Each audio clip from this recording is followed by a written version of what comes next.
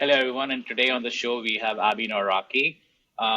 Abby is the founder of Stock. Stock is a marketplace for brands and retailers to donate their surplus inventory to nonprofits and a lot of people, charities in need.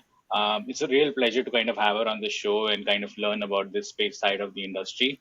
I think there are a lot of people who are innovating and building businesses and trying to help retailers actually use donation as an avenue. So I'm super excited to have you, Abby, and I really appreciate the time you're taking to chat with us today. Thank you. I'm excited to talk a little bit more about stock and how we're helping brands and 3PLs and also just, adding to the supply chain community. Yeah, 100%, 100%. So, like, Avi, like, how did you like kind of come about this idea? Like, what was the backstory? Like, what pain point you saw in the industry? As I know you've worked in the industry for a long time. Yeah, so I spent the early part of my career working for some of the 3PL giants, right? DHL, Geodis, Radial. And the problem was there, but it wasn't as exposed as it was when I started working at the 3PLs that serviced the small and medium sized Shopify brands. Now, these 3PLs also service a lot of the very large brands, but they have in their networks a really diverse mix of brand size. And so when I was at Deliver, when I was at Flexport, when I was at Shipmonk, what we saw was a higher rate of smaller brands going out of business and leaving their inventory with their warehouse. Okay. And Hmm. so really so from an operational perspective, I saw that, hey, every month there are brands going out of business and we're throwing away this inventory. It might be one pallet, six pallets, two truckloads, whatever, but we're paying waste management to back up dumpsters to the dock doors and we're forklifting pallets of brand new inventory into the trash. And I had said, hey, I have some connections in my personal network at nonprofits. I would love to be able to help move this inventory into those nonprofits. We can do it faster almost than you could do donation or than you can do disposal, and definitely at a much cheaper rate with much more benefit. And so once I made that connection of we can do something better with this inventory, that's when I really started to dive in to understand how big the problem was, right? And when I started to look at the numbers and started to see, is this only happening for a certain set of 3PLs, a certain set of brands, or is this at a larger scale? That's when I came across there are 4 million brands that sell on Shopify. 90% of those brands will go out of business within the first 3 to 4 years, right? It's a really hard thing to do to build a D2C brand. And Shopify has made it incredibly easy to give access to anyone who wants to try, right? But there's like so many nuances and so many difficult hurdles you have to reach to be able to become a brand of a certain status and stature. And so, with that being said, I thought, okay, it's not just our warehouse, it's not just our brands. There are 3.6 million brands out there that are trying to become household names that will also go out of business and have obsolete inventory or abandoned inventory with their 3PL. Now we built the solution for that, and then once we started getting really good at that and moving inventory for these closed businesses, we had brands who were incredibly healthy and who were growing at scale who also still have excess inventory. Right, excess inventory isn't just a problem in warehouses from brands that go out of business, but it's a problem that literally any business faces if they have physical goods. And so we see, depending on seasonality and vertical, that healthy brands will have anywhere from 8% to 15% of excess inventory. Whether again that's seasonality in apparel, or that's flavor changing in CPG, or ingredients that change or flavors that flop, packaging and artwork changes, etc., you're always going to have some subset of excess inventory. So we started servicing those brands as well. And the solution for donation just became an integrated part of all of that ecosystem. And so for me personally, it was like, hey, I learned logistics early on. I learned warehousing early on. I learned supply chain. And then I came into this very specific use case. And then I understood, okay, at a grander scale, that's actually happening for a lot of people. And there's a problem here that we could solve. Yeah, no, I think having worked at the companies that you said deliver, I think Shipmonk, those companies really see that problem at a very extreme large scale. They see them at a scale of managing hundreds and thousands of smaller brands that are showing up into the US market. Some of them are doing it for the first time. So there's a lot of inventory. And as you said, 90% are failing. So I'm guessing in this equation, you're looking more at inventory that is brand new, not returned goods. You're looking at more of the brand new goods and the small, the SMB and the mid-sized retailers and brands that went out of business, right? Like that is the core of donations. Okay. Yeah, and so that's where we started. We've moved into returns, and it's actually incredibly interesting because I think the use case is so relevant in so many different areas, and I'll go through some of them that we haven't even touched yet, but we could potentially touch in the future. And so to answer your question directly, yes, 90% of what we transact is brand new inventory. Somebody says, I'm going to open a Shopify store. I'm going to make the world's coolest pencils. These pencils are going to be insane. Everyone's going to want to have them, and I manufacture 10 pallets of pencils. I put them on a Flexport, a container. That Flexport helps me manage across the ocean. It gets to my 3PL, which may also be Flexport, maybe Shipmonk, maybe ShipBob. And then I decide, this is really hard. I don't want to own a pencil brand anymore. I can't do the marketing, and I can't do, and that's what we help move. But what we can also do is returns, right? And returns is an $850 billion market. That's completely separate, but that also has an incredible use case and opportunity for donation as well. Now, there are some players in the return space already who will do disposition and redirection to nonprofits. And so that's one of the reasons why we didn't start there. But there's always space and availability in the returns sector for more accessibility to nonprofits and more optimized process flows for moving inventory from a returns gaylord in a warehouse to a nonprofit. Two of the other use cases that like sometimes blow my mind that would be so interesting to solve are sort centers for parcel carriers, final mile delivery. They have in their sort centers sections of their warehouse that pile up with return to sender or labels that are, ripped, torn, that they can't read, could not deliver packaging that end up back at the sort center. And what are they doing with those, right? Do all the sort centers for all the carriers across the US have a solution for moving that inventory to a nonprofit, or are they throwing it away? Are they disposing of it? The other use case that I think is incredibly interesting is when large brands ship to retailers, and they're depending on their terms for their freight. Let's say L'Oreal, for example, is shipping a full trailer of goods to Costco, and it gets to Costco and somebody opens the trailer and the first two pallets are damaged. They might refuse the load, and they might say, hey, we can't take this load. The inventory is damaged on this load. And L'Oreal might say, it's already off of our books. You cannot return it here. Where does that go? Sometimes they're giving it to the drivers. The transportation companies are giving it to the driver and asking the driver to do something with it. Either find a place to dump it or take it, whatever it might be. I don't know the specific use cases, but I think that's a really interesting space as well to get into, is the actual transportation of goods once it's left the custody of the shipper, but before it's gotten into the custody of the buyer. Yeah, I mean, with the bigger brands, the challenge over there is they have a very strong custody. So I think even in this case, like if Lakme or brands like those would need a signed paperwork of, hey, this was destroyed or this was taken care of as expected. I think returns are a bit of a challenge, I feel like, for the donations world. I'll tell you why, because reused goods are essentially things that are hard to kind of process. You're sending it to a donation, you're expecting consumption on them. And it kind of becomes when it's returned goods versus brand new goods, because then it's more like, hey, these are brand new goods, nobody touched them. So I think that's one thing I have seen as a challenge of kind of using donation as a channel in the returns world, because those goods are used.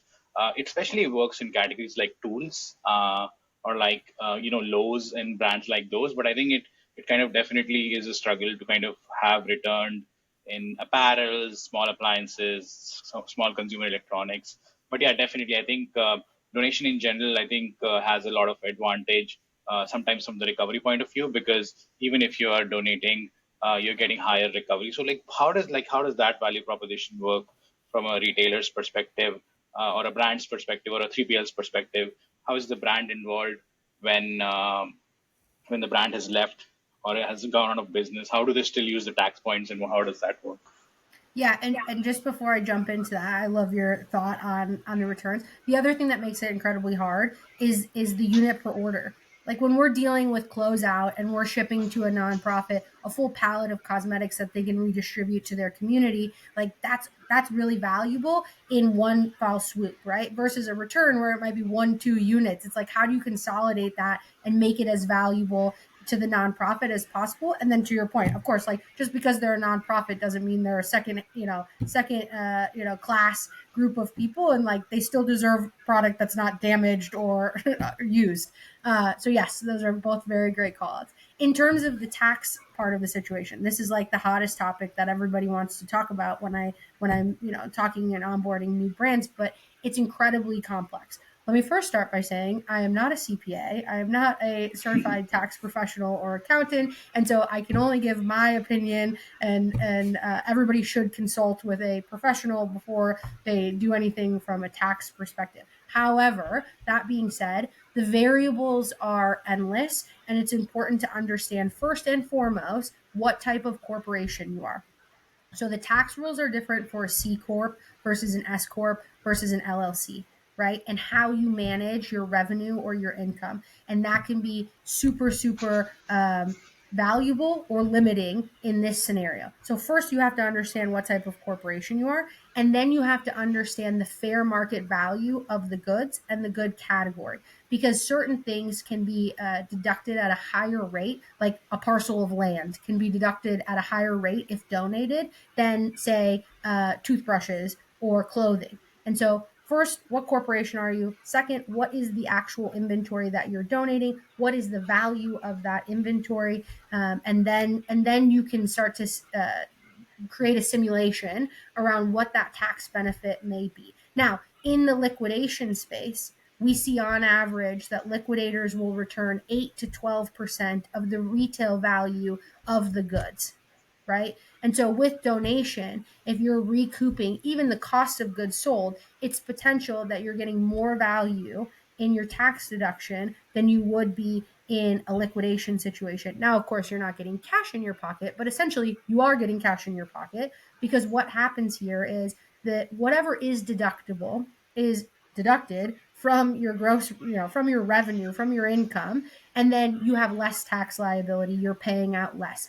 It's also important to say that some VC backed 3PLs are not profitable. So there is no tax benefit for them, right? What is beneficial for them and where we drive value is the space in the warehouse that we're freeing up to generate more revenue, right? Because when you're looking at the cost of commercial real estate increasing to $12 a square foot in the coming years in certain markets, it can be really expensive to have pallets that are just sitting there, not generating any revenue other than $15 a pallet in storage per month.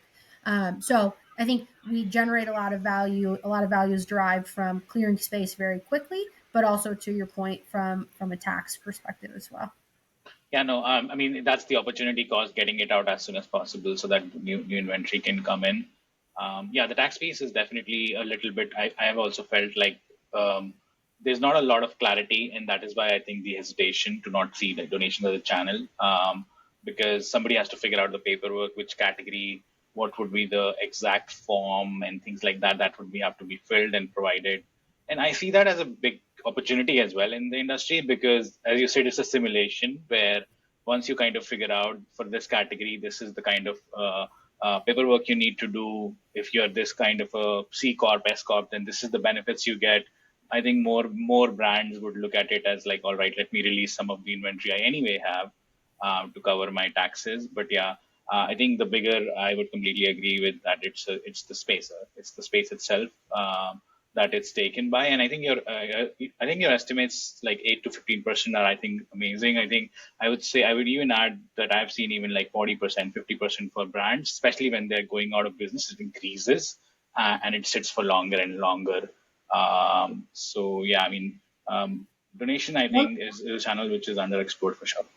Yeah, and one of the other interesting pieces from a macroeconomic perspective this year is the tariffs, right? Mhm. And if you donate internationally and you ship back out of the country, there is a potential to have a duty drawback and bring in some of the revenue that you lost when you paid tariffs to import that stuff. So when you imported it this year, if you were paying 100% plus in tariffs, and then you didn't end up selling it during Black Friday, Cyber Monday, try donating it. Try donating it to Jamaica where there was just a hurricane, or wherever there is aid or relief or support needed. There are tons of organizations in the U.S. who can support you from a nonprofit perspective in moving that inventory internationally, and then you get those tariffs, those duties, and drawbacks back. So there's like a lot of very beneficial structures to donation. That makes sense. I think there's an element of timing as well in donation. When you're donating, how are you kind of helping somebody in need? I think as you were speaking, how do you kind of handle that kind of a challenge in this industry where you want to find a new, like a right nonprofit for a need, but there are so many needs and so many inventory. So how does the matching aspect of your business, like how do you kind of approach that? Because Yeah, timing that's can be everything in this thing in donations, I believe. as an operator, that's one of the things that brings me the most joy in the business is when I see inventory that was listed match with like a very niche, very specific nonprofit who needed that specific inventory. And we have had things listed because we accept everything, and we will do we have like a 99, we have a 100% success rate right now. I don't suspect that will scale forever, but maybe in terms of matching inventory with a nonprofit. We've donated everything from industrial lighting that ends up at a university or a school to 180 gallons of Dr. Pepper that goes to a homeless shelter in the bags for a fountain machine to, we've had people list before RV parts, OEM RV parts, right? And it's like we've had people list, we've had beverage brands who are in the THC space who are doing alternative to alcohol, and you think like, oh, who would want to accept a donation from a brand in this space? Like somebody who's doing cancer research or somebody who's doing like trial, and so it's incredible to watch all of the donations and how they match. Basically, the nonprofits will give us a profile of their mission, of where they're located, of what they're looking to accept from an inventory perspective, what their capacities are, and then that helps educate the system that drives the matching, so that when inventory is listed, we can say, okay, we have the SKUs and quantities, maybe we have images, we know where it's physically located. It would make most sense if it went to a nonprofit in this category, whether it's environmental or it's youth or it's emergency preparedness or it's whatever that might be. Like I said, it's universities or it's research, etc.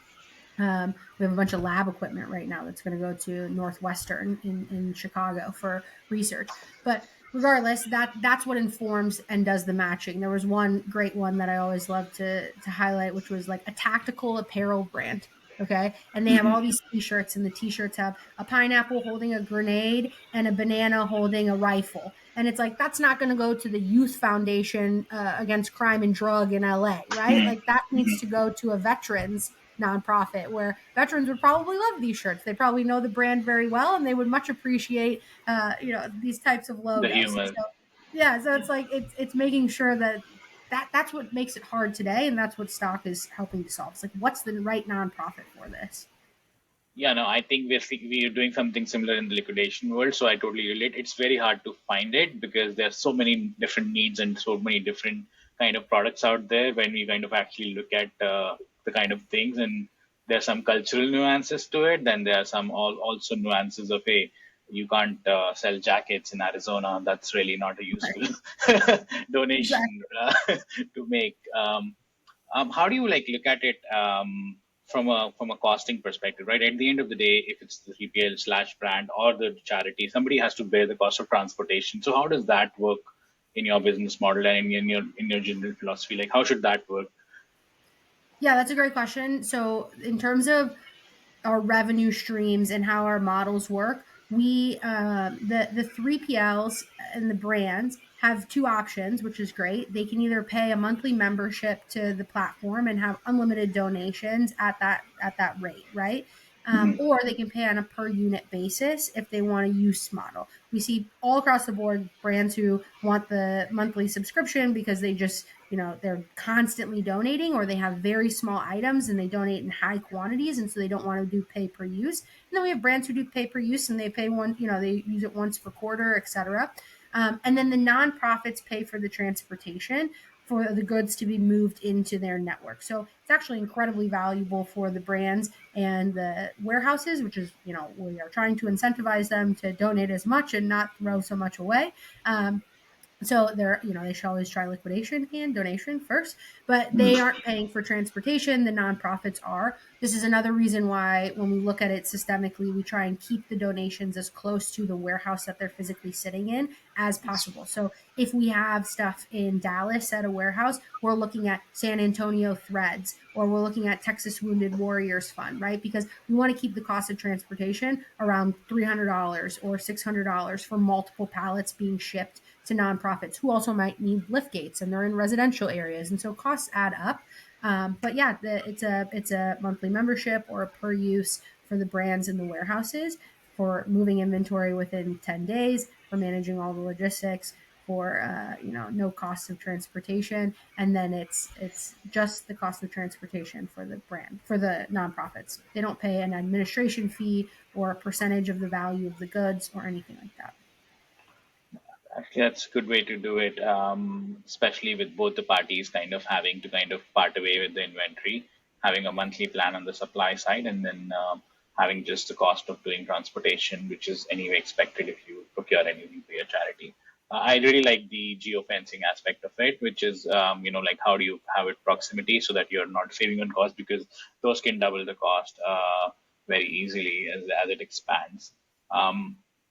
What is the, like, I think from the donation community versus like charities perspective, I think this is something which is not quite new to them. So what has been the response with respect to, hey, can someone help us do that? Because I'm guessing so far they has been working on their own to gather charity and kind of goods, to working through individual 3PLs and whatnot. So what has the response been to this business model? From what I can tell, the response from the nonprofits has been good, has been, spectacular, in the sense that it gives them more visibility and allows them to make smarter choices on behalf of their nonprofit. So to your point, the nonprofit is perfectly capable of going out and creating relationships with 3PLs in their area, with warehouses, with brands, with other organizations, but this allows them to have a one-to-many throughput, in the sense that they can log in, they can see all of the listings in their area or in the US, and they can determine, based off of those transportation costs and based off of the actual inventory, if it's going to be valuable to them. Whereas they might say, hey, we need apparel, and so we're going to go out and we're going to try and sell or pitch into the apparel brands that we know, and it might not be the right apparel, or it might not be, it might not be the right vertical for them, and then they've wasted all that time trying to capture a new logo or a new brand. Where this is more so they can see all the listings. They can say like, oh, okay, here's 10,000 pairs of underwear from step one. Here's 183 sweatshirts from Chalkline Apparel. I think this week we need, or this month we need XYZ. So again, it just gives them that flexibility, that agility in the process. That makes sense. They now have visibility what is available to them versus them being more situational. That, hey, this is what we want. What should we do with it? So I think that's really helpful from a charity's perspective, having we have like a shopping list sort of a thing, or in terms of what they need to run their charities. That's really awesome. In terms of like this like business model, like I mean I think, as we discussed in the beginning, definitely the market is big, like more than $800 billion of overstock, and then $850 billion worth of return separately. So in total there's a lot that gets collected like overseas as well. So how do you think of it as an international, like global, like at global scale, like what are the applications of it? And because this overstock problem and this return problem is like global in general as well, and a lot of charities can use things from one place to the other. Yeah, so of course we're trying to conquer the U.S. The U.S. is one of the largest sets of consumers in in the world, and also just from a geographic perspective, it's very difficult for us to get product because the country is physically so big, from point A to point B. But we work with warehouses in Mexico and in Canada right now, and we work with nonprofits all across the globe, Honduras and Africa, etc. But yeah, I think there's a lot of opportunity globally. The barriers to entry for me globally and for stock are going to be understanding the tax systems and just the revenue systems in each independent country and what the benefit and value is there, and also just understanding the networks between nonprofits, recyclers, liquidations, and the inventory, the shippers, right, the brands and the 3PLs. Because to your point, everything is so nuanced, right? Everything has cultural diversity and awareness as you enter new markets. But the possibilities are endless, and they definitely don't stop at the US in terms of uh, going out and capturing more inventory and rescuing it from the landfill. Yeah, no, definitely. I mean, there. I'm guessing there must be some hot spots. Like I think there are some areas where it has more charities that can use. I think locally itself. I know a few folks who are during the COVID time, so much surplus medical supplies are collected over the U.S. and now they're leaving the country. And medical supplies are very easier to kind of import into Asia, in South America, in Africa, because those have the limited number of regulations. So medical supplies has been moving like out of US into other countries very easily. But from what I know and I've tried, food and things and apparels and all that, the export customs, all of that can slow you down to a point where you need to introduce a freight forwarder, and that itself can um, take away the cost of basically doing a charity. But I wanted to kind of get your insight on like, hey, what are the some kind of use cases that you're seeing?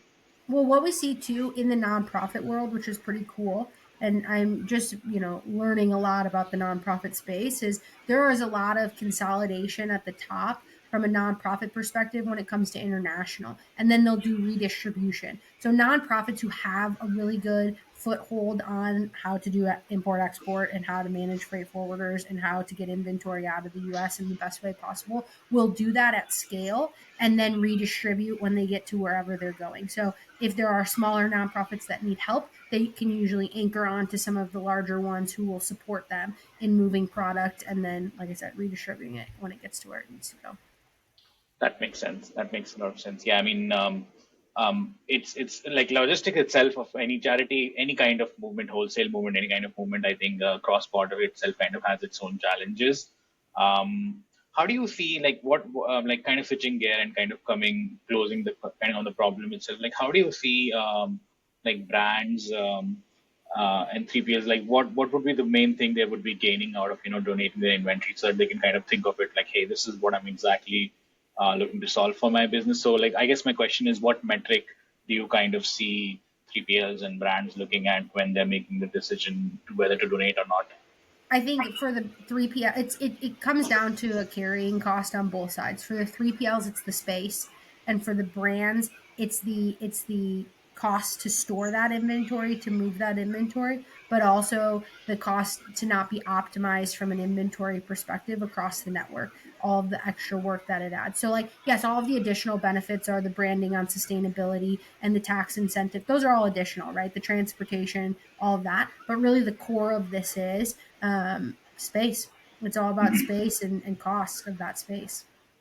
That makes sense. Yeah, I mean, space has been increasing a lot for 3PLs. I ran a 3PL like last year in Austin, and it was like I had to kind of charge at $35 a pallet, and then too I was making a loss on that pallet, Yeah. and I was hoping to make through like fulfillment. So yeah, I know space itself. I think and just and discard I think is a very common thing in 3PLs in general. Like every 2 weeks, waste management would come, and some things are going out. So there's a ton of potential of used goods that should not be going to landfills. I think the number is about 40% still go to landfills. So that is usable inventory that Yep. is going. So I also see like there should be a path for somebody to be able to monetize it more from the tax perspective for sure, because I think from an environment perspective, we should encourage that, hey, you really use the used goods. Maybe somebody can buy them, something can happen about them, but I think it seems like a loophole in our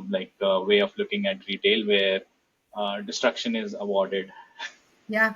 It is, and that's true. In some cases, destruction is actually more financially lucrative than donation. And so, to your point, yes, hopefully we can get legislation to be implemented that'll support the circular economy and the movement of goods, and the ability to keep goods in use and valued for both brand and user, right? For both manufacturer and user, or shipper and user, however you want to phrase it. Because right now, yeah, sometimes you are incentivized to throw it away, which is nuts. Yeah, if there are right incentives, more would try to move that inventory from discard to like donation and other channels, and that's obviously better for the planet. That gets good accessible goods into the circulation for people who want to afford them.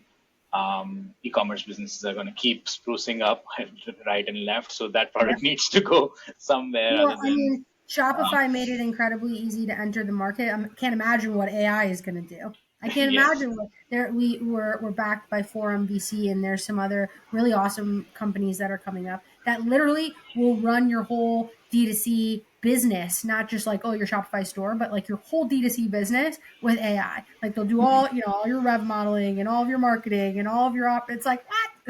Like there's going to be so much more accessibility. We don't need to manufacture anything more. Just buy the stuff that's already here and play around with that first. Yeah, I think there's also like looking at it, there could be a model where new entrepreneurs can buy like this inventory. Like I'm just thinking about it, like, hey, it didn't work out for you, maybe it'll work out for somebody else Yep. who has has more time, or like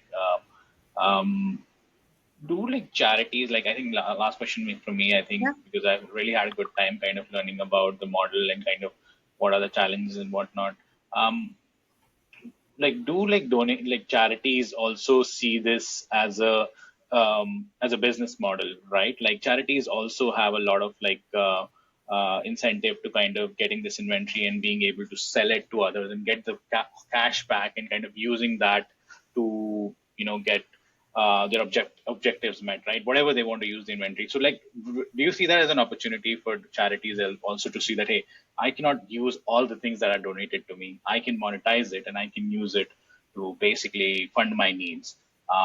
Yes. So I see there There's a very there's a optional. large percentage of nonprofits who have thrift stores, and those thrift stores are well renowned in their small communities of the communities that they're supporting physically with their nonprofit, but also the communities that they live and operate in. And so it's this, again, circular economy, you know it all too well, of like the people who are financially well off in those communities are willing to shop at that thrift store because they know it's supporting other members of their communities. If we can give those thrift stores better goods, that can, to your point, bring in monetary value for those nonprofits. Think of it as like a fair, fair.com for thrift and free goods, right? You have the manufacturers of the goods, and then, or the sellers of the goods, selling into boutique storefronts. Now all of the nonprofits become new boutique storefronts, and they have their thrift stores, and we're injecting inventory into those thrift stores. So yeah, definitely. Yeah, no, that would be like sprucing up of those kind of more fronts would be amazing. I didn't know that those existed. Goodwill isn't one that I know existed, but it's really good to see that others are also working. I can see that model really working and resonating. This has been a pleasure, Abby. I really appreciate the time.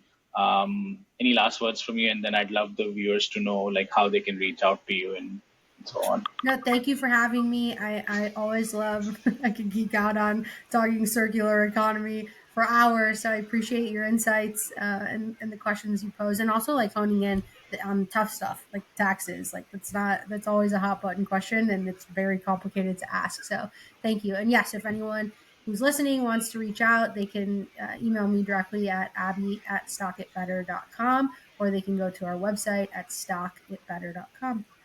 Thank you. Thank you. Thanks a lot for your time, Abby. Thank you, everyone. Take care.